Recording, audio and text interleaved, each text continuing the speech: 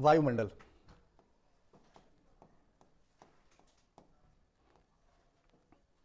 अच्छा देखो, पृथ्वी जो है ना, इसे मान लीजिए थोड़ा सा पहले इसका बेसिक कंसेप्ट समझ लो। ये है हमारी पृथ्वी, ये है नॉर्थ पोल और ये है साउथ पोल, ऐसे। तो हम क्या कर रहे हैं कि ये वाला नॉर्थ पोल और ये साउथ पोल को इसे पकड़ करके इसे घुमा दे रहे हैं, ठीक है। तो जब घुमाएंगे ना तो इधर हमारा आ जाएगा नॉर्थ पोल और इधर आ जाएगा साउथ पोल। कोई दिक्कत? ये नॉर्थ पोल और साउथ पोल हो गया। अच्छा, इसमें ये अगर मान लो कि हमारा इक्वेटर है, इक्वेटर समझ रहे हैं ना, जो पृथ्वी के दो बराबर भागों में बांटती है, वह क्या कहलाता है? इक्वेटर, 0 डिग्री है। तो यह जो इक्वेटर है वो बीच में आ जाएगा कि नहीं? बात समझ में आया? इतना कोई दिक्कत नहीं है।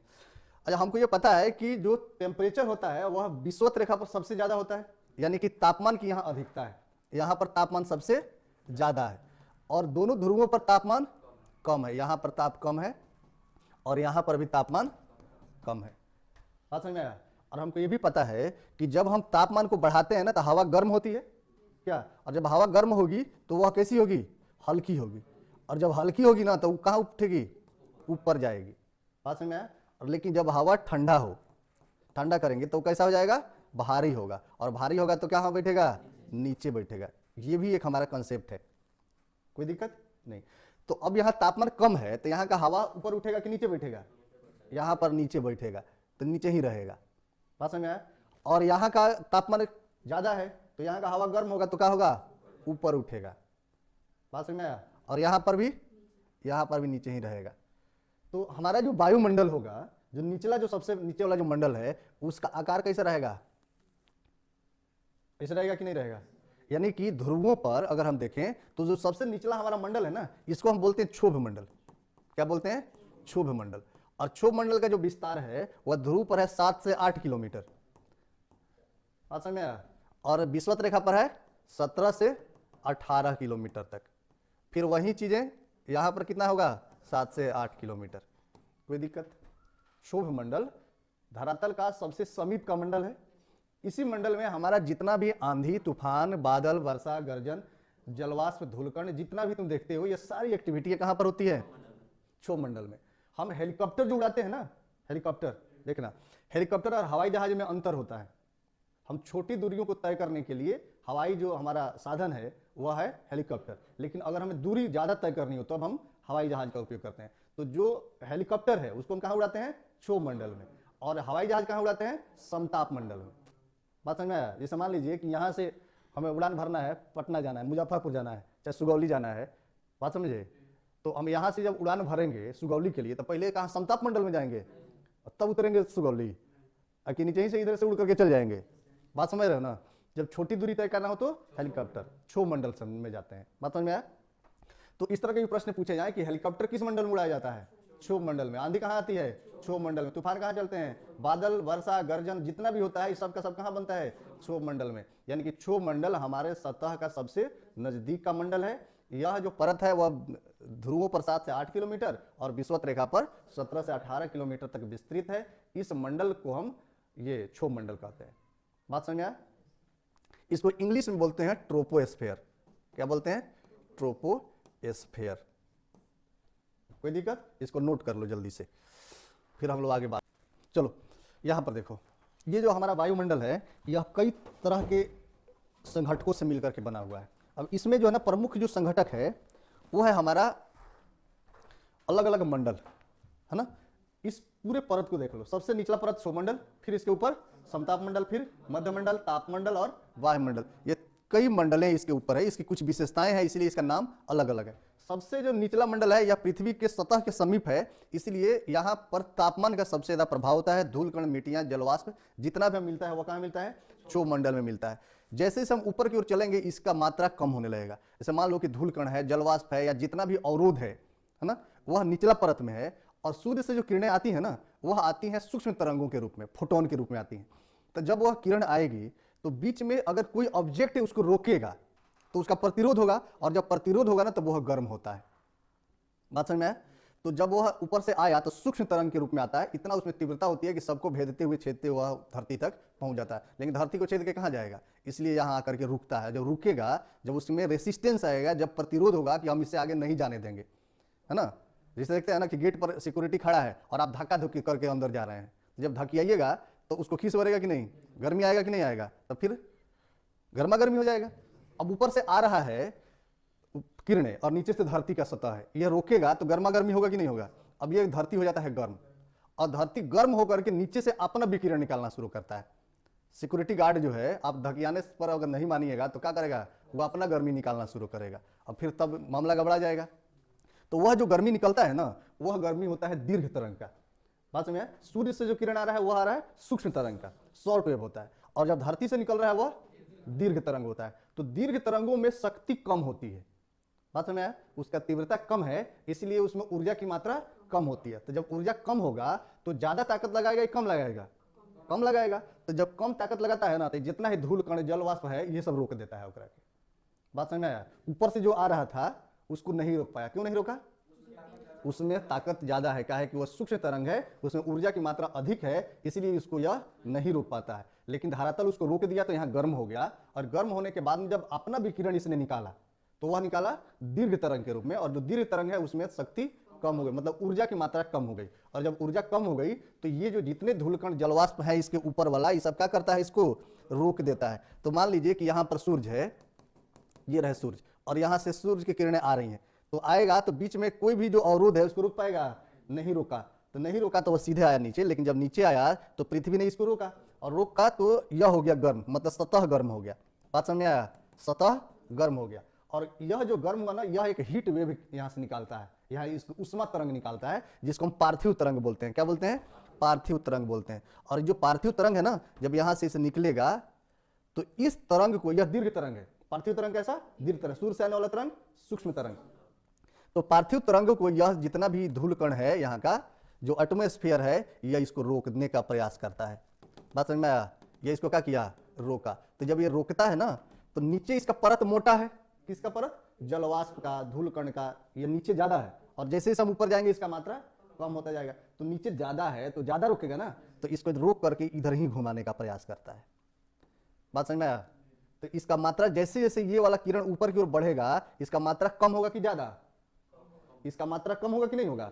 तो जैसे जैसे ये ऊपर की ओर जाता है ना, तो ऊपर तापमान पहुंचेगा, यही किरण से तापमान पहुंच रहा है ना, तो नीचे सबसे ज्यादा रोक करके नीचे इसको डाउन करेगा। तो नीचे वाले लोग को ज्यादा गर्मी लगेगा, उसके ऊपर जाएगा तो कम, उसके ऊपर जाएगा तो कम, उसके ऊपर जाएगा तो और कम। यानी कि हम ये कह सकते हैं कि जैसे जैसे हमारी ऊंचाई बढ़ते जाएगी, वैसे वैसे तापमान में गिरावट होता जाएगा।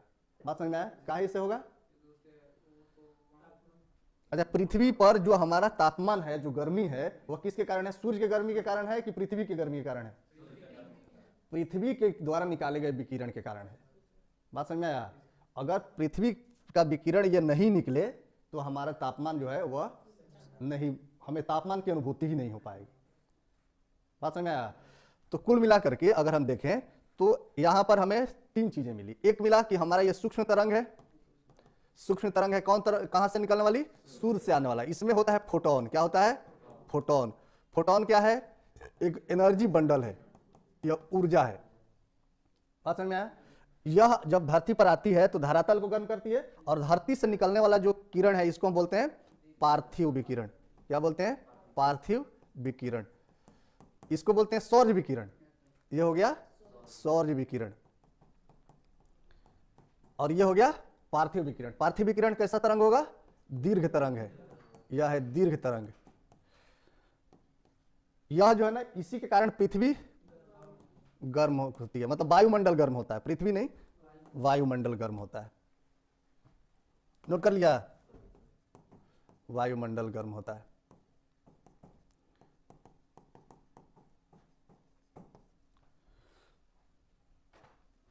ध्यान समझो, क्षोभ मंडल में हम क्या हो रहे थे कि ऊपर की ओर जा रहे थे।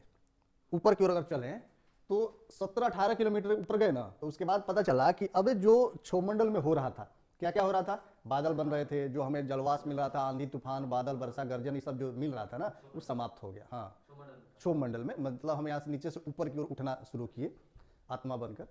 जैसे जैसे हम ऊपर की ओर जा रहे हैं ना, तो ऊपर की ओर जैसे जैसे जा रहे हैं, पता चला कि क्षोभमंडल में जितनी भी घटनाएं नीचे हो रही है वो सब ऊपर नहीं है, ये जितना भी तमाशा है सब नीचे ही है। ऊपर गए ना तो एकदम शांति मिल गया। बात समझ में आया? तो कुछ दूर ऐसा मिला हमें जहां पर किसी भी प्रकार की घटना नहीं हो रही है, मतलब ये जितना बादल उदल वाला जो मामला था ये सब समाप्त हो गया। लेकिन इसी में कुछ दूर और जब आगे बढ़े ना तो हमें तापमान में वृद्धि दिखने लगा। बात समझ में आया? मतलब कि हमें इस क्षोभ मंडल में जब हम जा रहे थे तो 165 मीटर जब हम ऊपर जा रहे थे ना तो 1 डिग्री तापमान कम हो जा रहा था। बात समझ में आया? 17 किलोमीटर जब ऊपर गए तो पता चला कि और कम हो गया।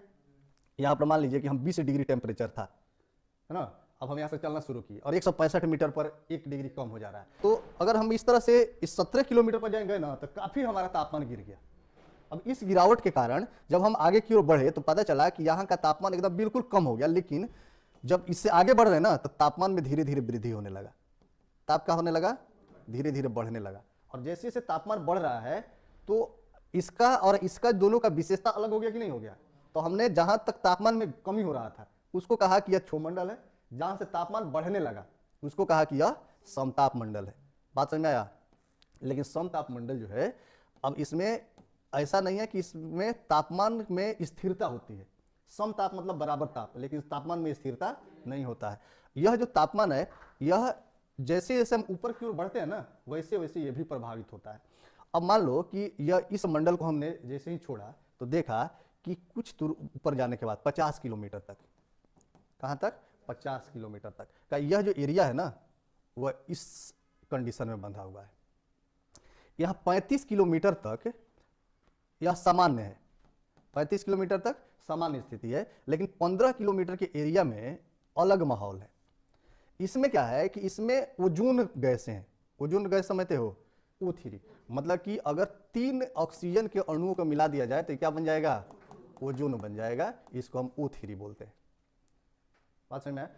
तो यहां पर O3 गैसों का संघनन है इस परत में, इसलिए इसको हम बोलते हैं ओजोन परत। क्या बोलते हैं? ओजोन परत बोलते हैं। ओजोन परत अलग परत नहीं है, वह समताप मंडल का ही भाग है। यहां पर देखो, ओजोन परत क्या है?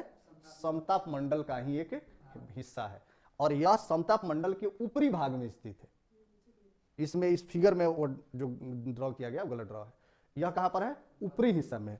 35 किलोमीटर से इसका शुरुआत होकर के 50 किलोमीटर तक इसका विस्तार है।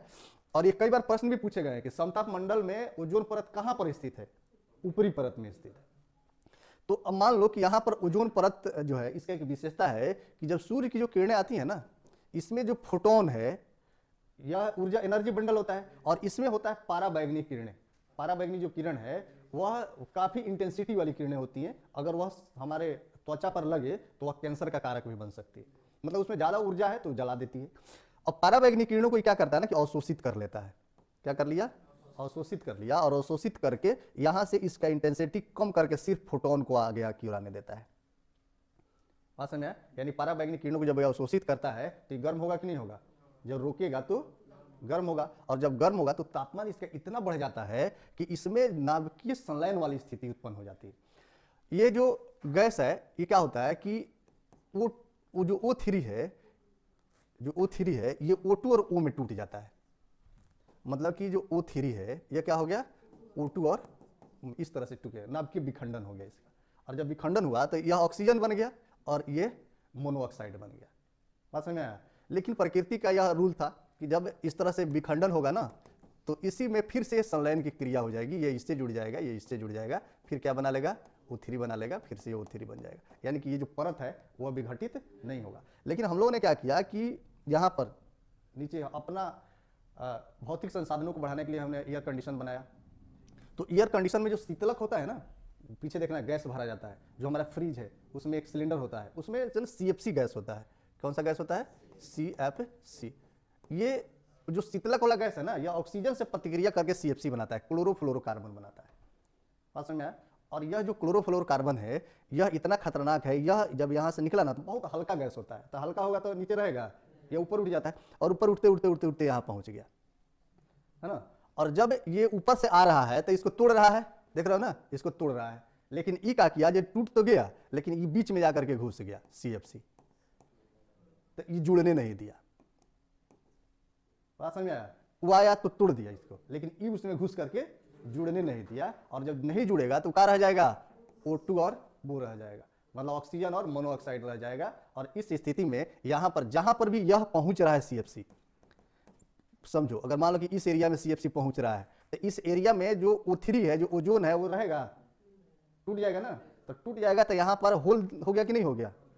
यहाँ पर O3 है, यहाँ पर O3, यहाँ पर O3 है नहीं है, इसलिए इसको ओजोन छिद्र बोलते हैं। ओजोन परत में छिद्र हो रहा है। छिद्र कैसे हो रहा है? सुगा से घोंपा जा रहा है। कैसे हो रहा है? कैसे हो रहा है? CFC के कारण हो रहा है। जो हमारा जितना भी प्रदूषक है, यह सभी प्रदूषक यहाँ पहुंच करके और ये ओजोन परत को क्षतिग्रस्त कर रहे हैं, जिसके कारण हमारे पास अब जो पाराबैंगनी किरणें हैं वो सीधे यहाँ पहुंच रही है। मान लीजिए कि यहाँ पर छिद्र हो गया, तो अब यहाँ से पाराबैंगनी चलेगी तो यहाँ पहुंचेगी कि नहीं पाराबैंगनी? बोलो, पाराबैंगनी आएगी तो फिर हमारे यहाँ कैंसर होगा कि नहीं होगा? हम परेशान होंगे कि नहीं होंगे? बिल्कुल होंगे। तो हमें जानना है कि ओजोन परत जो है उसमें किस गैस का संघनन है? CFC का। CFC का संघनन है, O3 का संघनन है। इसमें छिद्र किसके कारण हो रहा है? CFC के कारण हो रहा है। CFC कहाँ से निकलता है? क्षोभ मंडल से निकलता है कि शीतलक से निकलता है? शीतलक से निकलता है। शीतलक जो भी हमारा जैसे कोल्ड स्टोरेज है, फ्रिज है, एयर कंडीशन है, इससे जो गैस निकलता है ना, उसमें CFC निकलता है। हाँ, जो AC है इसमें अंदर ठंडा होता है और बाहर की तरफ जो गैस है ना, वह ऑक्सीजन से प्रतिक्रिया करके CFC बना करके भेजता है। तो अंदर वाला लोग शांति से रहता है और बाहर वाला जो लोग है ना, वो बीमार पड़ता है। बात समझ में आया? बाहर देखना गर्म गैस फेंकता है। तो अब ये जो कंडीशन है, जब हम यह गर्म है तो इसके पास जब की ओर जाएंगे तो तापमान बढ़ेगा कि घटेगा?